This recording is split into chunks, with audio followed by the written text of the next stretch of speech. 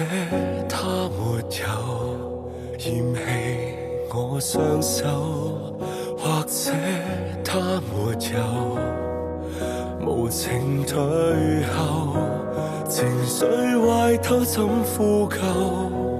與世界開始脫鈎，失去他沒有，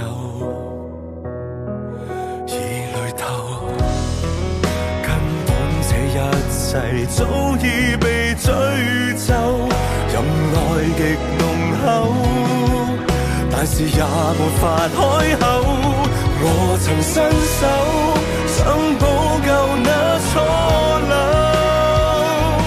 拼命伸手摸不到到底岸流，確定失手，但另有愛在三千的宇宙，不會被重複奪走。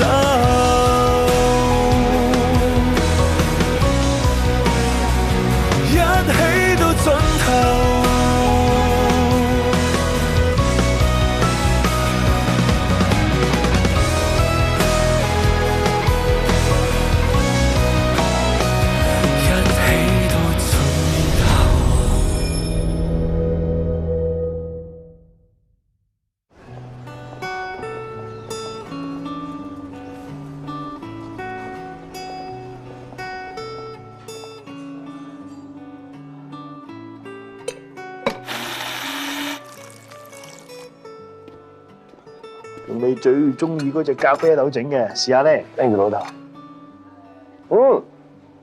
我上人咁多間咖啡，都係老豆啲手勢最啱口味。唔使賣好乖啦，你貪呢個唔使俾錢嘅咩？哇，兩仔你講呢啲喂係啊，你有冇聽講阿邱老先生中咗風入院啊？有冇去探佢？未啊，我哋今朝先知。你唔係咁冇心肝啊嘛？你唔好唔記得，當年邱老先生咧，佢俾咗大筆嘅退休金俾我，所以先可以開到呢間咖啡。仲有啊，你去外國讀咯，係佢親手寫推薦信㗎，所以我哋今日先有咁好嘅生活。正所謂啊，得人恩嗰千年記啊嘛，咪咯，知啦爸。我揾日同你去醫院探下邱老睇。唉，希望邱老先生可以大步攬過啦。成收，高進，早晨。三小姐買咖啡啊？照舊 double shot espresso 啊，唔該。即嚟，我都照舊送到傾你食。多謝。喂，坐。聽講你爺爺中風入咗院，佢點啊？爺爺仲未醒啊，不過起碼過咗危險期咯。點會咁特別嘅？仲有一件事發生咗都好突然，包你估唔到。咩事啊？原來爺爺前排咧已經立咗份委託書，如果佢有咩事嘅話，就委託咗 Charlotte 做休士個台主席。估唔到啊！咁 Charlotte 有咩反應啊？ Charlotte 又冇乜嘢喎，爹哋同 Brian 就比較大反應咯。雖然我唔知點解爺爺要咁做，但我肯定 Charlotte 呢個代主席一啲都唔易做。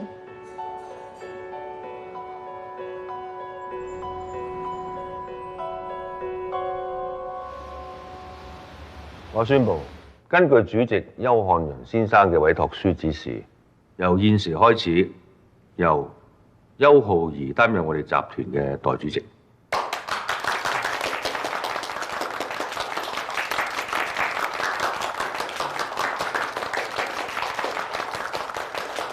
喺爺爺唔舒服呢段時間，我希望大家繼續協助同埋支持我，繼續為邱氏帶嚟。我哋係隸屬商業罪惡調查科，請問呢度邊位係邱浩儀小姐？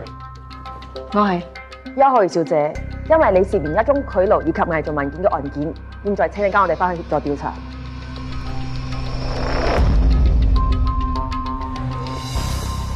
我哋接到舉報，指邱浩儀小姐你涉及一宗賄賂及偽造文件案有關。根據資料顯示，你祖父邱漢陽先生最近因為中風入院，加上早前被鑑定患上咗阿茲海默症。所以根據佢事前立下嘅委託書，委任咗邱浩儀小姐你成為邱氏集團嘅代主席。請問係咪有件咁嘅事啊？係啊。根據案中另一位相關人士嘅供詞，我哋有理由懷疑邱漢陽先生喺簽署呢份委託書嘅時候，佢嘅精神狀況其實係出咗問題。但係據我所知，喺我爺爺簽呢份委託書嘅時候，佢個主診醫生 Dr. Cool 係在場見證嘅喎。我頭先所講嘅案中另一位相關人士，正正就係主診醫生 Dr. Cool。其實邱老先生喺簽署委託書之前，佢嘅認知同判斷能力早已經出現咗問題。既然係咁，點解你仲要喺份委託書上邊簽署見證？因為邱老先生喺簽署委託書之前嘅2日，我手機收到個短信，話只要證明邱老先生喺簽署委託書之前嘅精神狀態係絕對正常嘅，就會俾1000萬我。因為早期我炒窿做孖展，需要一大筆錢嚟補倉。咁你哋有冇查到收買 Dr. Cool 嗰個係邊個啊？由於案件仲喺調查當中，我可以講嘅嘢暫時就係咁多。但係我唔係好明呢件事點解會同我扯上關係咧？既然呢份委託書嘅真確性出現咗問題，咁最大嫌疑嘅，梗係因為呢份委託書而得益嘅人，亦即係邱浩儀小姐你。咁有冇人可以證實到 Dr. Cool 講嘅嘢係真有其事先？佢向警方提出提供手機短信以及銀行入賬記錄。咁你哋查唔查到究竟係邊個 send message 俾佢，同埋邊個過錢俾佢啊？邱小姐似乎胸有成竹咁喎。呢啲係 common sense 嚟嘅啫。如果真係我做嘅話，我都唔會用我自己嘅電話 send message，唔會用我 account 去過錢啦。關於呢方面，警方會再作深入調查。我可以講嘅係，關於 Dr. Cool 講嘅嘢，我係一無所知。但係我覺得喺我爺爺中風之前，我唔覺得佢精神狀態有啲咩問題。不過如果你哋警方係需要我協助調查嘅，我隨時都會合作嘅。點解咁大件事，你唔嚟問下我先，自把自為就叫法務部去報警咧？爹哋，Dr. Cool 喺法務部自首，法務部通知我，咁我身為 CEO，唯有揸正你做。咁 Dr. Cool 佢有冇證據可以證實係浩兒指使佢做咧？喺成件事入邊 ，Charlotte 係最大嘅得益者，唔係佢，仲有邊個？咁即係話，你搞一場大龍鳳出嚟，你根本冇辦法可以煮死浩兒。我冇諗過要煮死佢啊！我淨係想份委託書失效，佢做唔成代主席。你冇諗過要煮死佢？咁即係話呢件事係你安排啦。Brian，我錯你幾句，你咩都講晒出嚟。你知唔知你而家咁做係妨礙司法公正，分分鐘要坐監㗎。爹哋，呢層你放心啦，Dr. Cool有痛腳俾我揸住，佢唔夠膽爆我出嚟。唉，其實你想阻止阿浩兒做代主席個位，有好多辦法。不過你而家揀咗嘅係風險最大、代價最高。你點解咁冇腦嘅咧？我明白啦，爹哋你講得好啱，我下次會注意。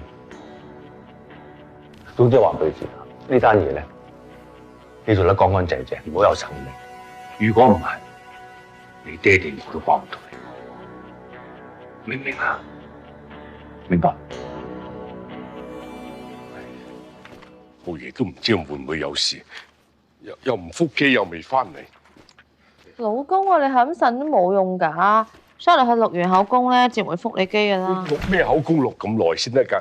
佢而家涉嫌賄賂同埋偽造文件啊！唉，都唔知會唔會出事添喎。放心啦，可能係誤會嚟嘅啫。如果佢冇做過嘅話，實唔會有事㗎喎。佢梗係冇做過啦！你知唔知啊？呢個世界上有一樣嘢叫冤獄啊！唉，咪啦，我要揾人幫下佢手先得。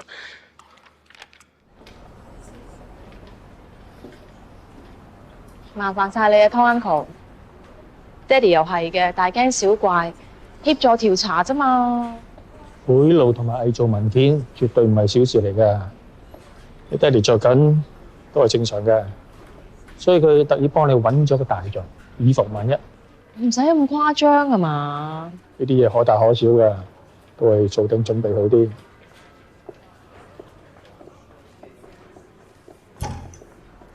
唔該。使。咧？就係呢位啦。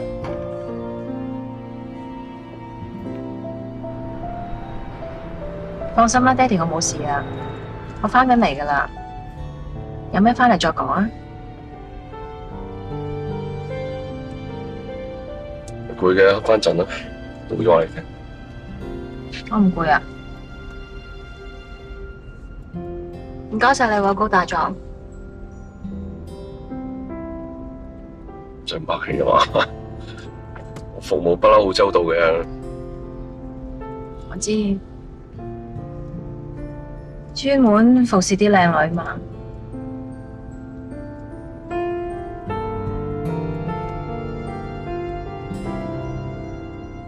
係我爹哋叫你自己單 case 啊。其實咁大件事，應該主動揾我啊！你知我最擅長打呢啲 case 㗎，最多收你友情價。講清楚先，而家係我爹哋揾你，唔係我揾你。我仲揾唔揾你幫手咧？我仲考慮緊。你好啦，總之你好好地休息下，瞓醒有需要我嘅話，隨時話我聽。到時再傾單 case。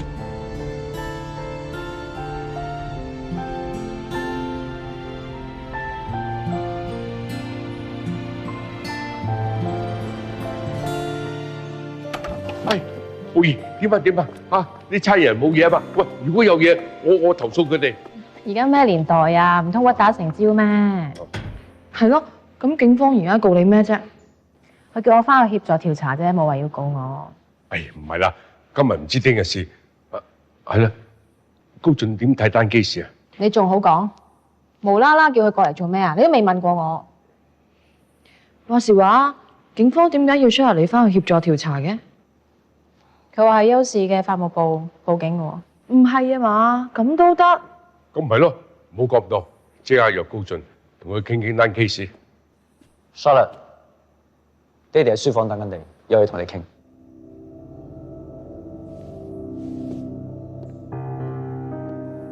點解要暫停浩兒代主席嘅職務啊？阿子彤啊，你同大伯同埋浩兒解釋清楚先。因為 Charlotte 俾警方調查，牽涉到爺爺份委託書嘅真確性。萬一真係證實到委託書失效嘅話，咁 Charlotte 就會失去休士代主席嘅身份。而家浩兒只係協助調查啫噃。阿浩兒啊，我真係唔係話針對你嘅，我都想你好。我身為集團嘅副主席，我係有責任維護公司嘅利益同埋聲譽，所以喺仲未查清楚之前，我希望你可以暫時放低代主席嘅職務。一來你可以多啲時間去協助警方調查；二來我真係唔想有咩閒言閒語。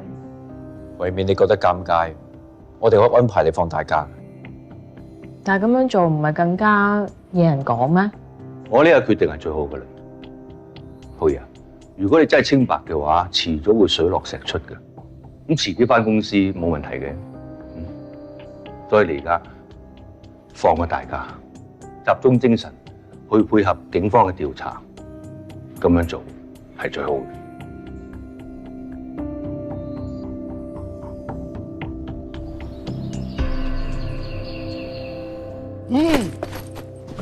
唔使自己出門口啦。嘿，阿姐啊，唔好咁勞氣，飲杯茶啦你。飲咩飲？點解唔勞氣啊？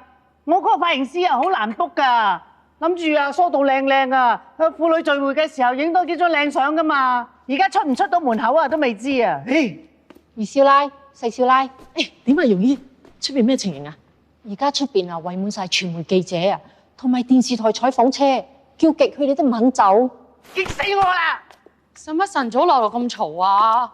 你唔知啊？而家出邊啊鋪滿晒記者啊，話要採訪阿浩兒啊，俾警方調查嗰件事啊，搞到我出唔到門口，你多咗佢唔少啊！咁都唔關 Charlotte 事嘅，唔關 Charlotte 事，關我事啊！而家我犯咗法啊！阿姐啊，你又唔好咁講，我哋都冇證據證實係浩兒做㗎。唔係佢出蠱惑啊！我啊唔相信老爺啊會委託佢做休士代主席。你估老爺啊老人痴呆啊？咁爺爺真係有啲腦退化嘅。總言之咧，你一個人做錯事咧，成家人喺度陪佢。放心啦，二嬸，一人做事一人當。我而家出去同我哋講。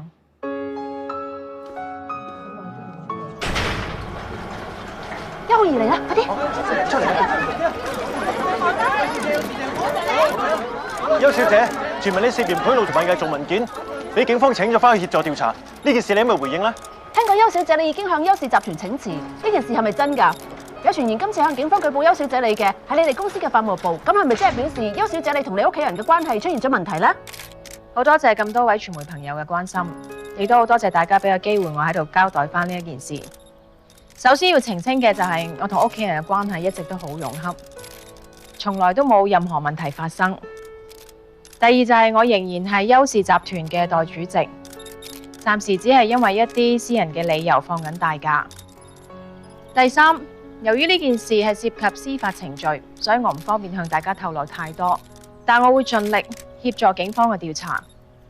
等到有調查結果之後，大家自然就會知道成件事嘅真相。最後，我都好明白大家傳媒朋友都有職責在身，但我真係唔希望因為我呢一件事影響到我屋企人，對佢哋造成不必要嘅困擾。我有進一步嘅消息，我一定會主動向大家交代清楚，希望大家見諒，辛苦大家啦。邱生，我已經 send 咗新加坡酒店嘅賭場項目嘅協議書俾 David Fang，就連投資有關賭牌嘅首期訂金已經過咗數，只要等對方簽好晒所有文件，我哋嘅賭場項目就可以正式開展。OK， 你出去先。係嘅，邱生。拜。係。份協議書所有嘅細節你睇清楚，冇問題啦嘛？放心啦，爹哋，所有嘢我跟足晒，只要等 David Farm 簽埋份協議書，全部嘢搞掂。OK。總之今次啊，絕對唔可以有咩甩漏。賭場項目越快搞掂就越好。到時啊，阿浩兒就算甩咗身，都冇我哋負咯。佢自己都一身蟻，呢啲官司隨時拖1年半載，就算俾佢做翻代主席，個賭場項目已經翻唔到轉頭。喂，你都記住，其實今次你行呢步棋非常之危險嘅。如果俾差佬查到多得酷，佢俾交工嘅話，浩兒一定唔會放過你。我知啊，爹哋，以後有咩事我都揾你商量先。至於多得酷，你放心，我會做得乾乾淨淨。係啊，最好啊。爹哋，我翻出去先。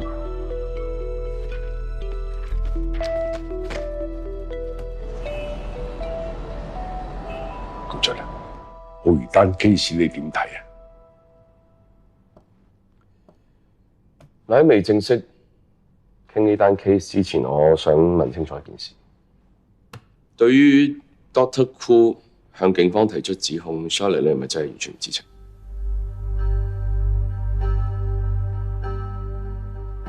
係咯，浩兒，你有咩苦衷唔怕講㗎？我實企喺呢邊撐你嘅。唔係爹哋，你都以為我收埋 Dr. Koo 隱瞞爺爺嘅精神狀況啊嘛？唔係，我唔係唔信你，我只可以講，我真係冇辦法證明我自己係冇做過。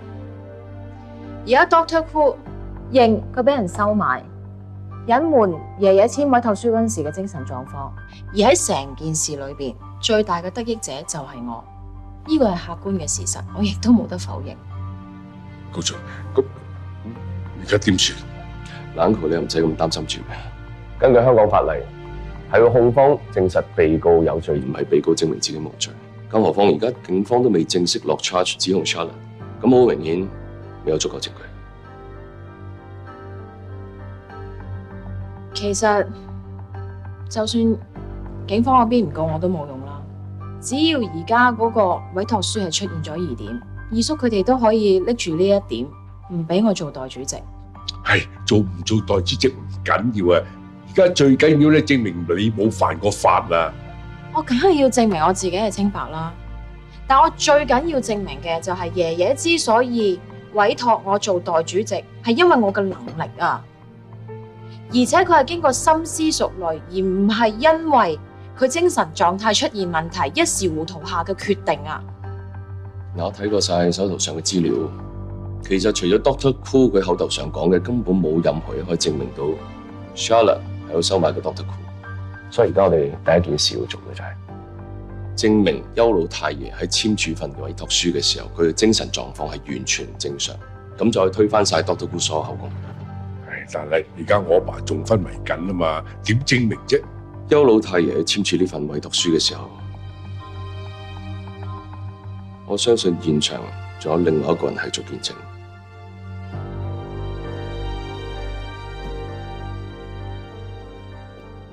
你哋問我點樣睇邱老先生簽署委託書當時嘅精神狀況？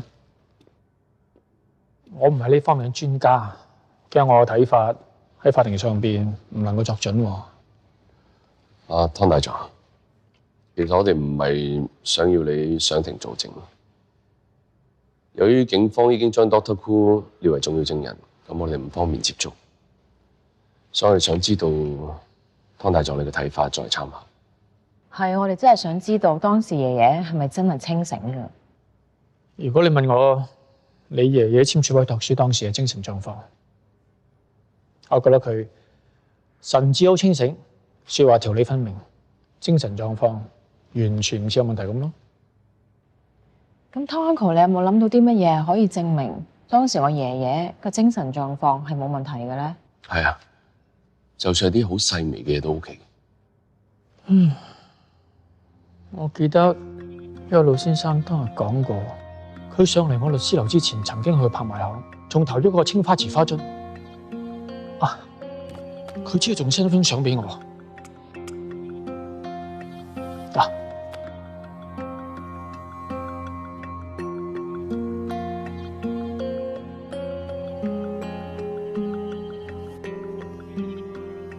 你睇下，好明顯。爺爺喺拍賣行嘅時候，精神狀態係冇問題嘅。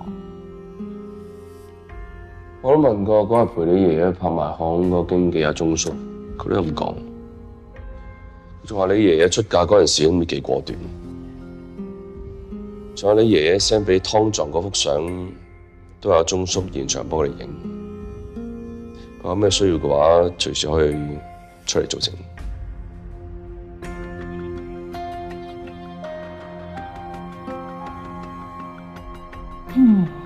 但係，就算爺爺喺拍賣行嗰陣時係神志正常，都證明唔到佢湯狀嘅律師樓嘅時候係唔會出現問題嘅喎。不過我哋起碼可以拎住呢條片去同 Dr. Koo 對質啊！只要證實到 Dr. Koo 份證供有疑點，就有機會。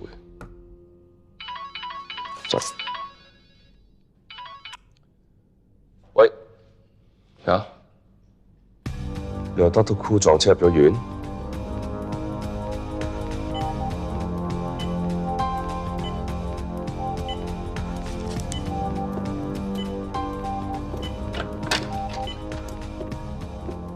醫生，病人而家點啊？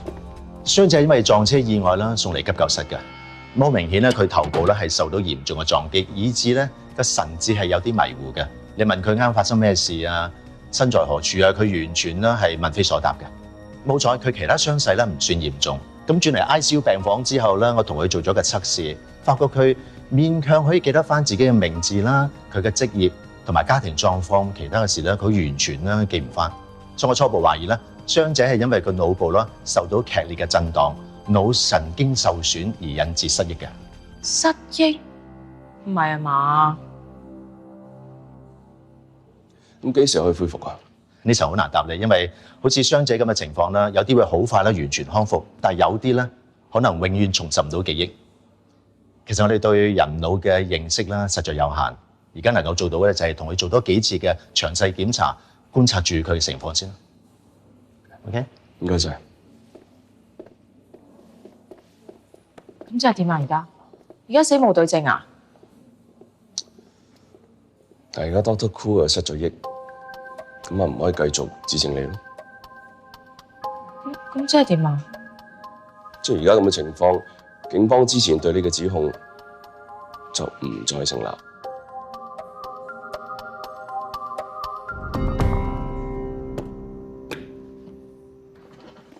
喂，你老老實實同我講，係咪你揾人去撞 Dr. Koo 嘅？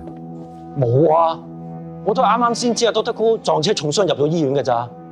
真噶嘛？真噶，你信我啦！殺人喎，坐成世監噶，你俾個天我做膽我都唔敢啦。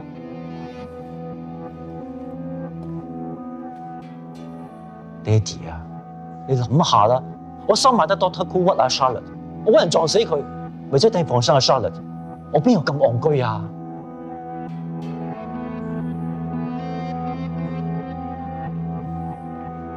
？Doctor Cool 喺呢個時候俾人撞，聽講仲失咗憶添。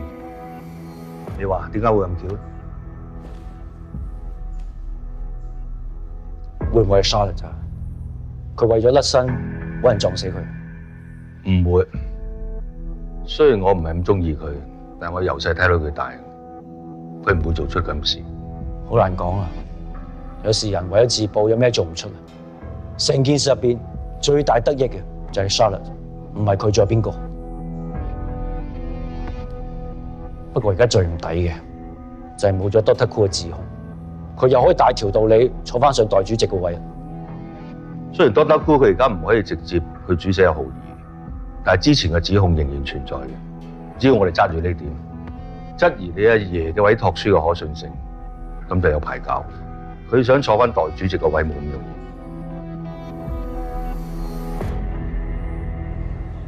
咁你請我飲酒當律師費啊？我啱啱收到警方通知，佢話因為 Doctor Cool 失咗憶，唔可以出庭，單 case 暫時擱置，直至另行通知為止。咁咪好咯，一天都過晒，飲啊！你有冇聽清楚我講咩㗎？係暫時嘅咋，即係話如果 Doctor Cool 恢復翻記憶，又查過㗎啦。放心啊，有經驗呢啲情況唔會發生。單 case 最終就要不了了之。你咁肯定？首先 ，Doctor Cool 失憶又好，恢復翻記憶都好，係咪真嘅得佢自己知，冇人可以證實？亦即係話，就算佢聽朝一瞓醒恢復翻啲記憶，我哋都可以提出質疑。都係嗰句，疑點你歸於被告，我絕對有信心可以幫你打甩。你都唔明我諗乜？仲有咩問題 ？Doctor Cool 失咗憶係唔可以出庭指證我，但係同樣佢都證明唔到我係清白㗎。咁即係我成世都要孭住呢個嫌疑啊！而最緊要嘅就係，因為咁樣我可能出任唔到代主席啊！可唔可以出任優視代主席對你嚟講真係咁重要？呢個係爺爺交俾我嘅任務，我一定要做好佢。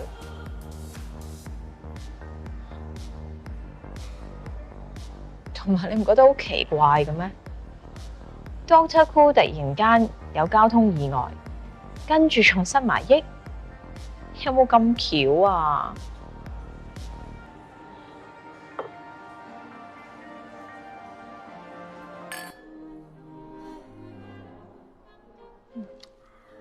？Sorry， 今次甩爛咩？老公你安樂晒啦。唉，總算鬆咗口氣啦。估唔到呢個高進呢，今次諗咗條咁絕嘅橋。搞到嗰個私人醫生失憶。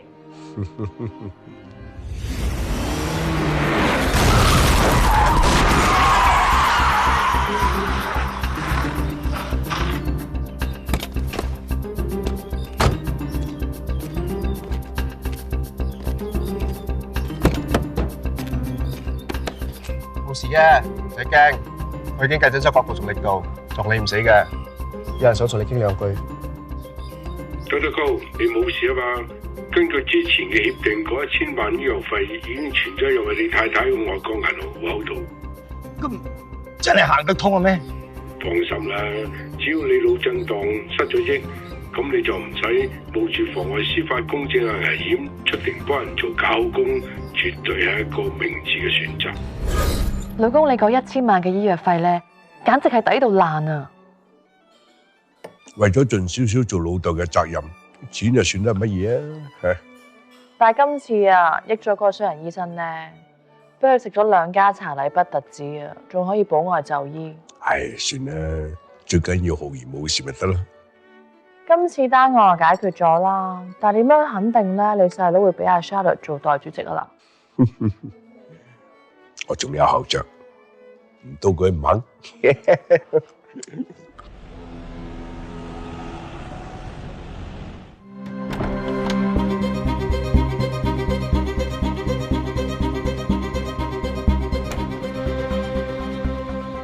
大家好。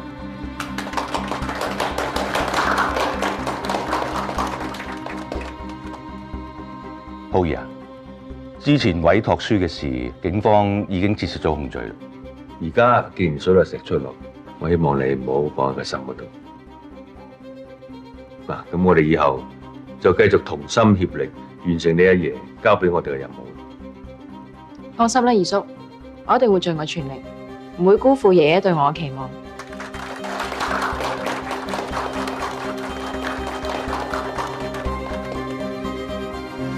爹哋啊，我真係唔明白點解你咁順攤俾翻沙爺做代主席嘅？你自己睇。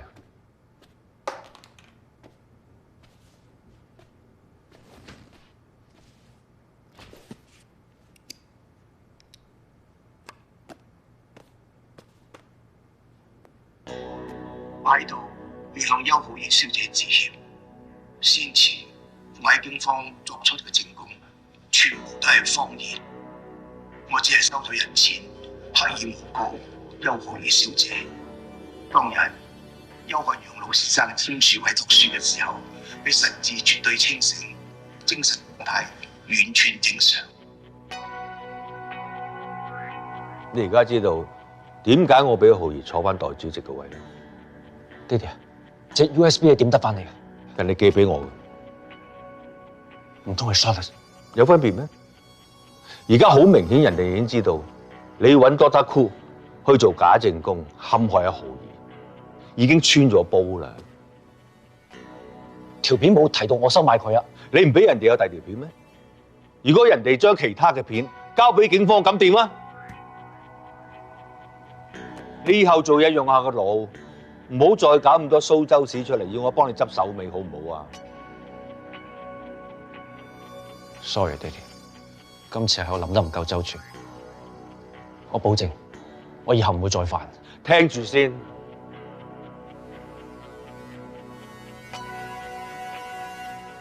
咁而家 Charlotte 做翻代主席，以後佢又唔知耍咩手段嚟阻撓我哋嘅賭場項目㗎。而家阿爺喺醫院，大部分嘅董事都支持我哋嘅，我量佢都搞唔到咩花樣出嚟。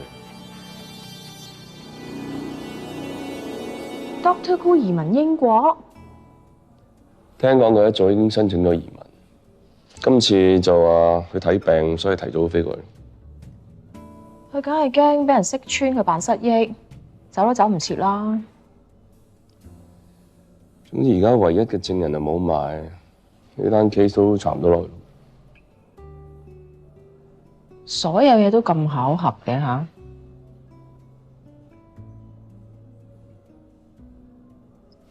你望住我，係咪你喺背後做咗啲乜嘢？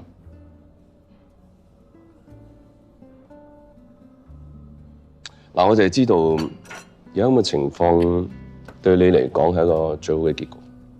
你要幫我有好多辦法㗎，你律師嚟㗎，你知唔知咩叫妨礙司法公正啊？嗱，如果 Dr. Koo 上到法庭做假證供，咁就真係妨礙司法公正。咁而家暗中有人幫佢阻止佢犯法，我都可以接受啊！我死唔信你唔俾錢佢，佢都肯咁做咯。我真係冇俾錢佢。OK？Charlotte，我想同你講聲 sorry。Dr. Koo件事係我冇查清楚，就叫法務部報警，搞到你咁麻煩，真係唔好意思。過咗去咪算咯。其實我哋都係一家人，有咩事應該坐低有商有量。我承認今次我魯莽咗，對唔住。OK。我接受你嘅道歉，換轉係我都可能會公事公辦。不過係好好奇，想知道 Dr. Koo 受咗邊個指使要咁樣陷害我？點都好啦，以後我哋齊心協力。有啦，我都好攰，我返去瞓先，聽日公司見。Good night。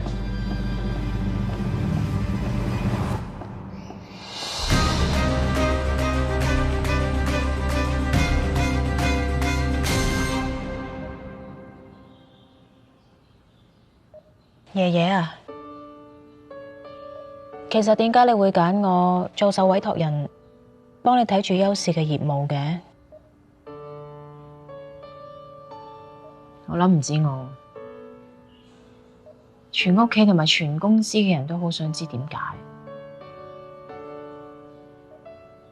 我無啦啦坐咗呢個位，梗係有人會唔高興啦。佢哋每日都喺度諗緊點樣拉翻我落嚟。不過爺爺，你放心，你嘅孫女我絕對唔係一個咁容易放棄同埋認輸嘅人。既然你將呢個重任交得俾我一定會盡晒我所有嘅能力，做到最好為止。我要證明俾爺爺你睇，女人嘅能力絕對唔差得過男人。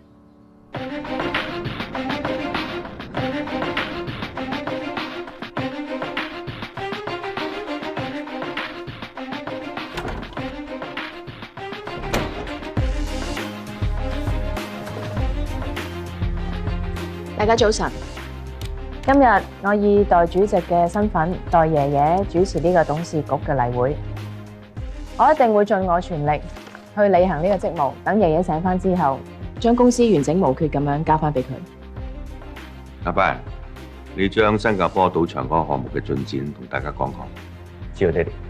經過幾輪磋商，我同南美賭王 David Farm 已經達成咗初步嘅協議，而家等對方簽好晒所有嘅協議文件，個項目馬上可以展開。啱啱啊，係喎。唔好意思，如果我冇記錯，呢個項目應該未正式喺董事局通過嘅。咁係因為上次爺爺係因為呢個賭場項目可以舒緩而家公司嘅財政壓力，我哋大家傾咗好多次噶啦，亦都同意咗。我知道二叔同埋各位董事都花咗好多時間喺呢個 project 上面，但我覺得如果利用賭場呢個項目再向銀行借貸嘅話，等同以債還債，到最後都會令公司負上更大筆嘅債務。咁我真係好想知道，除咗呢個賭場項目，對於我哋優視面對嘅財政壓力，Shard你有咩更有效嘅方案？其實我都諗咗另一個解決嘅辦法，之前都同二叔你提過，就係將新加坡酒店其中一棟以 surface apartment 出售。我約略咁計過，收翻嚟嘅錢應該夠冚爭銀行嗰條數。新加坡地盤啱啱先動工，就算你個方案可行，遠水點救近火？所以我都同新加坡嗰邊最大嘅地產商傾過。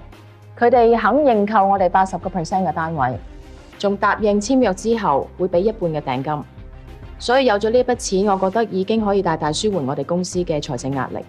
而最重要嘅就係咁樣做，風險一定係低過開賭場㗎。咁即係話你點都唔同意呢個賭場項目？我係覺得涉足賭業係有違我哋優視嘅經營宗旨。OK。而家有兩個方案，一個就係賭場嘅項目，另外一個咧就係起 service apartment。嗱，不如咁，我哋而家即刻投票，睇下結果係點。好啊，投票啦，啱啊，都要等等，你又想點啊？我想問下代主席，除咗有投票權之外，係咪仲有否決權㗎？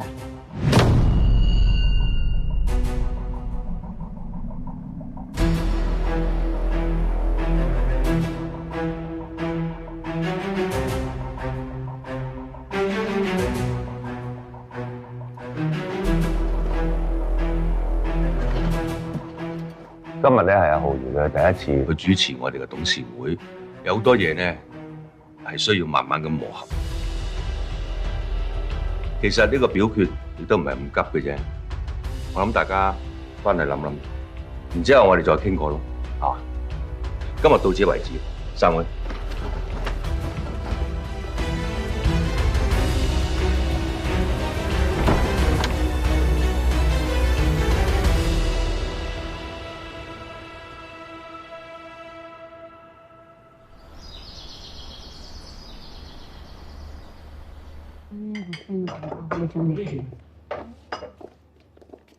姐，哇！阿媽你做得咁 fancy 嘅，你今晚有約啊？唉 ，cancel 咗啦！我而家唔敢見嗰個你阿太啦，都唔知點同佢哋講啊！話做唔成賭場喎。之前啊，仲猛問我可唔可以投資噶嘛。而家點樣話俾人聽個賭場開唔成啊？吓？真係㗎，爹哋，我仲以為我自己可以做賭王個女添。What a pity！ 係咯，咁好機會都唔做啊！唔知邊個落嘅決定啦。而家係暫時擱置啫。咁既然阿浩兒佢咁堅持要反對我哋項目，咁董事局咪選擇尊重佢嘅意見咯。我唔建議開賭場係因為賭業根本就唔係我哋熟悉嘅範疇，所以我哋要承擔嘅風險相對要大好多㗎。同埋大家都知㗎啦，爺爺一向都反對我哋開賭場嘅。一句到尾，爺爺咧都覺得賭業唔係一個正當職業，但係做生意唔應該咁保守㗎嘛，我哋應該與時並進，定價得 box。賭場嘅模式，莊家係會賺錢，但係幾乎每個客都會輸錢嘅。我諗爺爺都係唔中意呢種經營模式啫。啱啊，又唔係邊一樣生意賺錢就一定要專做嗰門生意嘅。老爺咁憎賭業啊，可能係純粹覺得咁樣會害咗好多人呢。老婆，你估中晒。我哋細個嗰陣時啊，阿爸就同我哋兩兄弟講噶啦。佢話做生意咧固然要賺錢，但係有一句説話咧，佢又成日同我哋講過話。佢話君子愛財，取之有道。我哋邱氏集團啊，唔知幾時咧變咗善堂咧。二嬸啊，我都想公司賺錢㗎，咁但係賺錢有好多方法㗎嘛，唔一定要開賭場㗎。就好似我哋有好多 uncle 一樣有賭牌，但係佢都決定唔開賭場，一定有佢哋嘅原因啦。咁都有唔少 uncle 係因為睇中我哋賭場項目先買我哋債權。仲有個南美賭王 David Farm 好重視今次嘅合作，我哋仲簽咗初步協議書，我哋俾咗5億訂金對方，佢哋下個禮拜就會嚟香港正式簽約。如果違約嘅話，賠5億。你製造的錯誤不可倒退，我腦內的噩夢都擊不退，難留住的愛由他去，在我餘生都不再領取，不要再重提過去，一切已淪為廢墟，忍痛接受愛已永遠被撕碎，維持現有的差距，其餘另有的支線都散去，就算只可獨個人。